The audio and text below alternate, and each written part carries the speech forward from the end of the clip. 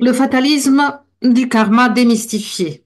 Donc, vous avez compris que je n'aborde que des sujets controversés, hein, je ne fais que ça. Et avant de commencer sur le sujet, je vous invite à aller regarder ces vidéos, deux vidéos précédentes dans la playlist La science sacrée de l'origine, karma et incarnation multiple, et le processus de descente en incarnation et retour, qui explique quelles devraient être les lois organiques, hein, de la matrice organique, du processus d'incarnation et du processus d'incarnation multiple dans différentes dimensions temporelles.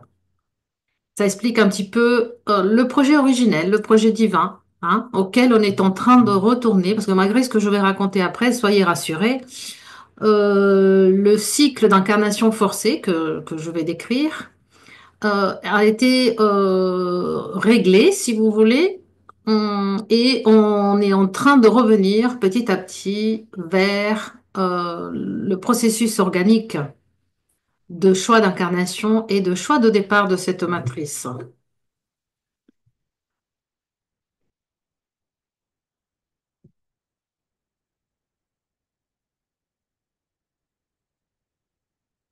Shaya Nadine, dans ses travaux sur les matrices énergétiques et les dynamiques interdimensionnelles, propose une vision détaillée de la situation de la Terre qu'elle décrit comme une planète prison, contrôlée par des entités extérieures. Elle identifie notamment les Vésédaques comme des entités interdimensionnelles ayant joué un rôle majeur dans l'implantation de ce système de contrôle. Le rôle de Vésédaque et du net énergétique. Selon elle, les Vésédaques sont des entités interdimensionnelles originaires d'un système stellaire lointain à une autre galaxie, un autre univers. Elles auraient été impliquées dans la création d'un réseau énergétique appelé le Net, conçu pour contrôler le flux énergétique de la planète et emprisonner les consciences humaines. Et ce réseau agirait comme une grille énergétique, manipulant les champs morphogénétiques et empêchant l'ascension spirituelle naturelle des individus. En fait, c'est une grille énergétique inversée, utilisée par une sorte, moi j'ai envie de dire, une sorte d'intelligence artificielle, les entités déchues électrostatiques qui doivent se nourrir de l'énergie organique pour se maintenir en vie, c'est-à-dire de nous. Le net serait constitué de structures énergétiques complexes interagissant avec les champs électromagnétiques de la Terre et influençant les consciences humaines à travers des technologies avancées de contrôle mental. Ces structures seraient reliées à des entités telles que les dracons, les reptiliens hybrides, qui auraient infiltré les systèmes énergétiques de la planète pour maintenir cette prison dont je parlais tout à l'heure. Et ils ont donc créé quoi? Un cycle de réincarnation forcée pour se nourrir de nos énergies animiques.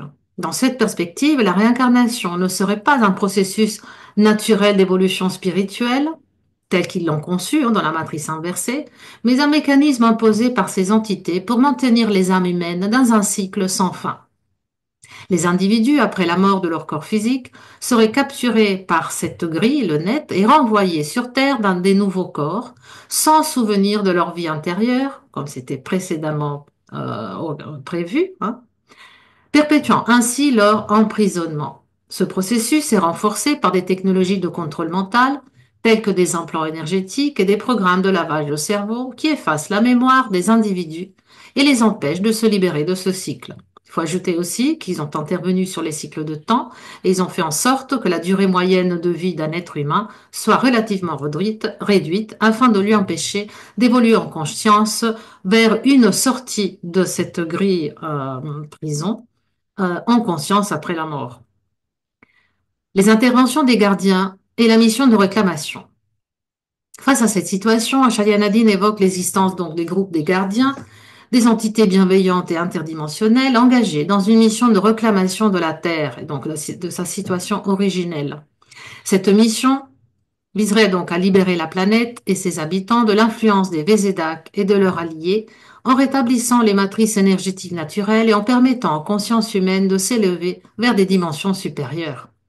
Les gardiens ont mis en place des protocoles de protection énergétique, notamment avec la science kéilantique, des technologies de purification et des enseignements spirituels pour aider les individus à se reconnecter à leur essence divine et à échapper au contrôle imposé par ces entités.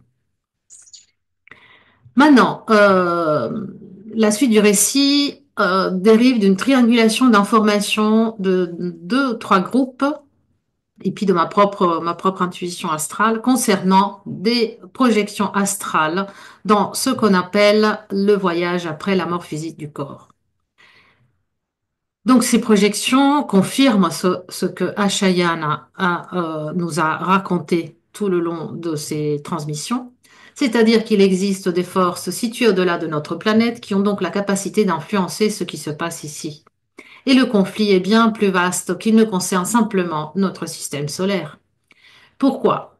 Des contrats et des traités ont été signés et un accord par lequel une protection a été cédée à ces entités, peu importe la nature exacte de cet accord.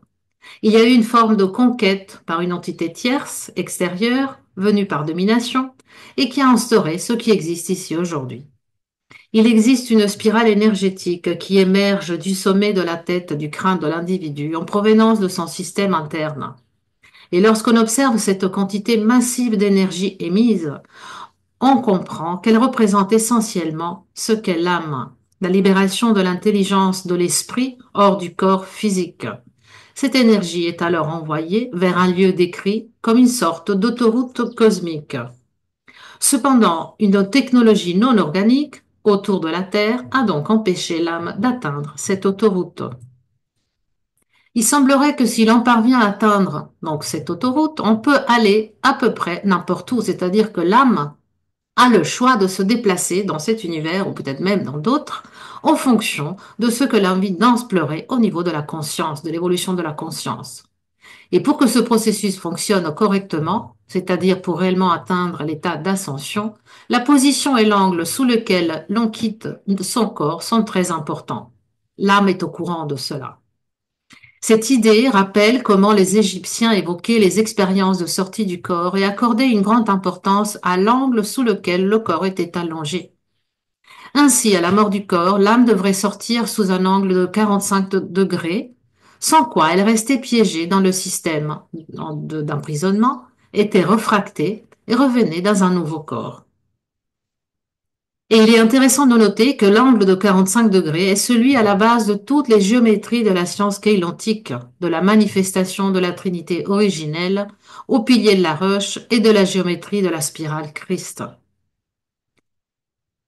que vous voyez ici.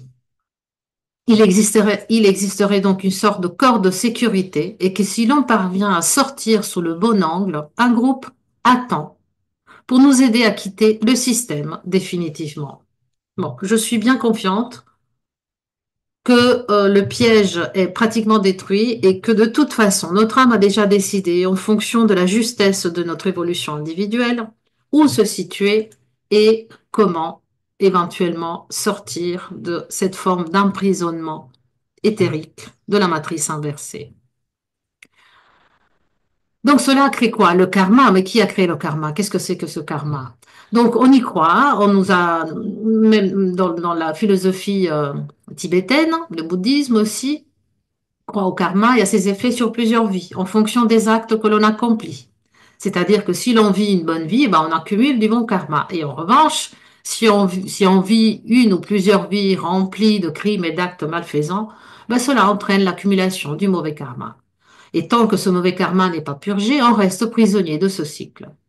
L'accord général est que lorsqu'on accumule suffisamment de bon karma pour dépasser le mauvais, on est enfin libéré et on atteint l'état d'ascension.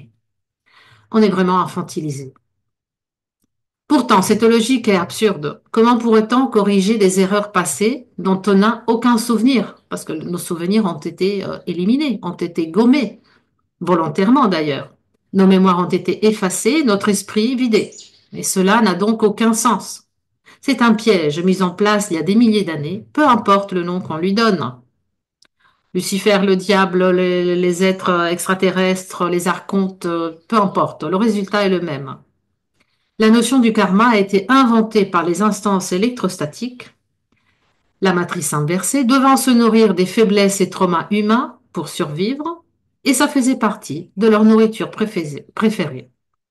Le karma ne faisait pas partie de l'intention divine originelle, mais il a été permis dans l'expérience de la chute vibratoire de l'humain sur Terre. Lorsqu'on meurt, on nous dit qu'on n'a pas été assez bons éventuellement, qu'on doit revenir pour laver, pour nous laver de notre mauvais karma encore et encore. Et à chaque retour, notre mémoire est effacée. Si vous tombez dans le piège de croire que vous n'êtes jamais assez bon, vous êtes condamné.